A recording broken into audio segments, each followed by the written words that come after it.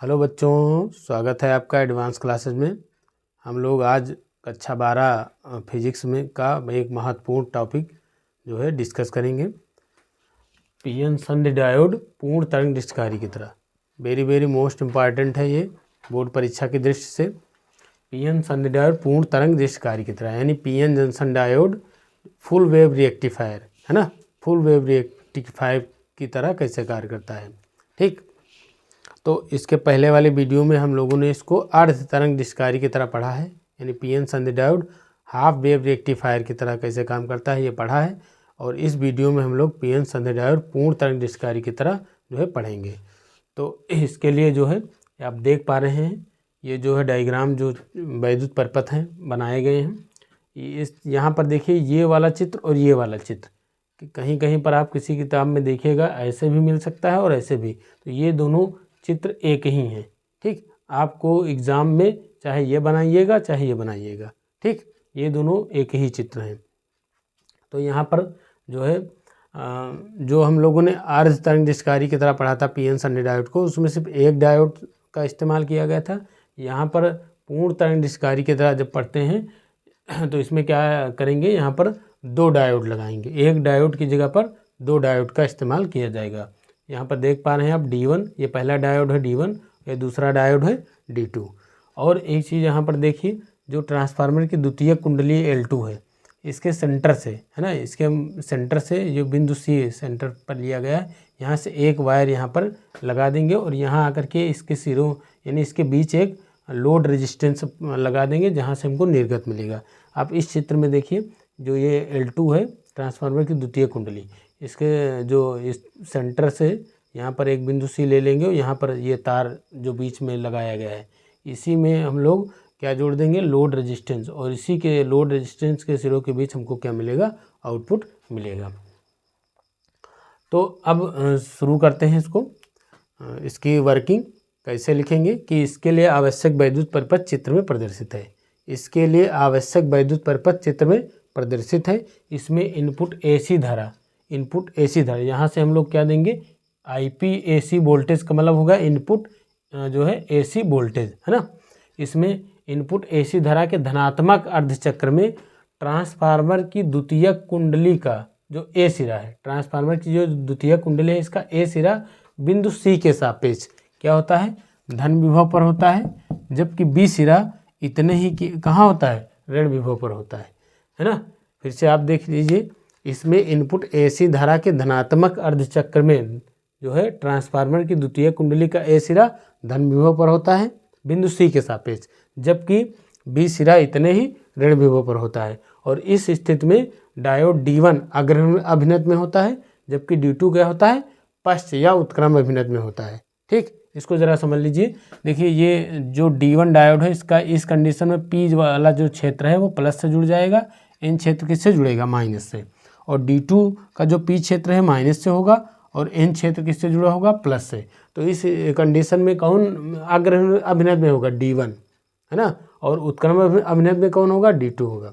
तो इस कंडीशन में डायोड D1 अग्र अभिनत में होता है और D2 पश्च अभिनत में होता है, और इसलिए अग्र अभिनत में होने के कारण D1 चालित होता है और बाह्य परिपथ में धारा N से M की ओर प्रवाहित होती है। यहाँ पर आप देख लीजिए, जो है D1 अग्र अभिनत में होगा तो बाह्य परिपथ में धारा इस तरीके से ऐसे इधर से की ओर जाएगी।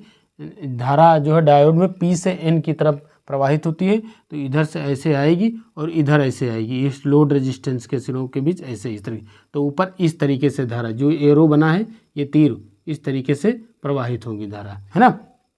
अब फिर पुनः लिखेंगे, आगे क्या लिखेंगे, पुनः इनपुट AC धारा के ऋणात्मक अर्धचक्र में, पुनः इनपुट AC धारा के ऋणात्मक अर्धचक्र में। अब यहाँ पर पोलैरिटी जो है चेंज हो जाएगी। इनपुट AC धारा के ऋणात्मक अर्धचक्र में जो है ट्रांसफार्मर की द्वितीय कुंडली का A सिरा बिंदु C के सापेक्ष अब किस पर हो जाएगा, ऋण विभव पर हो जाएगा, जबकि जो है B सिरा इतने ही कहाँ हो जाएगा, धन विभव पर हो जाएगा। इस कंडीशन में D1 अब पश्च अभिनत में होगा, जबकि डायोड D2 अग्र अभिनत में होगा, है ना। इस कंडीशन में डायोड D2 अग्र अभिनत में होगा, जबकि D1 क्या होगा, पश्च अभिनत में होगा। इसलिए D2 चालित होगा और D1 से करंट का प्रवाह नहीं होगा। तो अब पुनः वाह्य परिपथ में धारा N से M की ओर प्रवाहित होगी। अब देखिए यहाँ पर भी, यहाँ पर जो है ये B वाला सिरा क्या हो जाता है, क्या हो जाएगा, प्लस हो जाएगा, और A सिरा क्या हो जाएगा, माइनस हो जाएगा। तो यहाँ पर देखिए कि जो है D2 जो है, जो डायोड D2 है वो अग्र अभिनत में होगा, है ना, और ये डायोड D1 क्या होगा, पश्च अभिनत में होगा। ठीक, तो इस कंडीशन में D2 अग्र अभिनत में होने के कारण ही धारा का प्रवाह होगा, और D1 पश्च अभिनत में होगा, तो ऊपर यहाँ इस सर्किट में धारा का प्रवाह नहीं होगा। तो यहाँ से जो है पुनः धारा यहाँ से देखिए P से N की सिरे की ओर, यानी अब इस कंडीशन में इधर से धारा ऐसे जाएगी और ऐसे इसमें लोड रेजिस्टेंस से होके ऐसे आएगी इस तरीके से। तो धारा का प्रवाह इधर से इधर होगा। तो पुनः हम देख पा रहे हैं कि जो है पहली कंडीशन में भी वाह्य परिपथ में धारा N से M की ओर प्रवाहित हुई थी, और दूसरी कंडीशन में भी वाह्य परिपथ में धारा N से M की ओर मिल रही है। यानी कि धारा की दिशा दोनों ही कंडीशन में क्या हो रही है, सेम डायरेक्शन में धारा मिल रही है, और सेम डायरेक्शन में मिल रही है। और सेम डायरेक्शन में जो मिल रही हो, मतलब जो धारा चलती है वो कौन सी धारा होती है, दिष्ट धारा होती है, यानी DC करंट होती है। तो हमको जो ये आउटपुट मिल रहा है ना, ये क्या है, हमको DC करंट मिल रही है ना, जो आउटपुट मिल रहा है वो क्या है, DC धारा मिल रही है। तो यहाँ पर देखिए दिष्ट करण से पहले वाली धारा है, यानी कि ये इनपुट धारा है ना, इसमें इस तरीके से AC धारा है, और AC धारा की दिशा बदलती रहती है। और यहाँ पर दिष्ट करण के बाद जो निर्गत धारा मिली है उसमें क्या हुआ है कि सेम डायरेक्शन में धारा मिल रही है। लेकिन आप देखिए ज़रा, जो ये आउटपुट मिला है इसमें क्या हो रहा है कि जो है ये निस्पंदों के रूप में मिल रही धारा, एक डायरेक्शन में तो मिल रही है, यानी सेम डायरेक्शन में मिल रही, लेकिन इस तरीके से निस्पंदों के रूप में मिल रही है।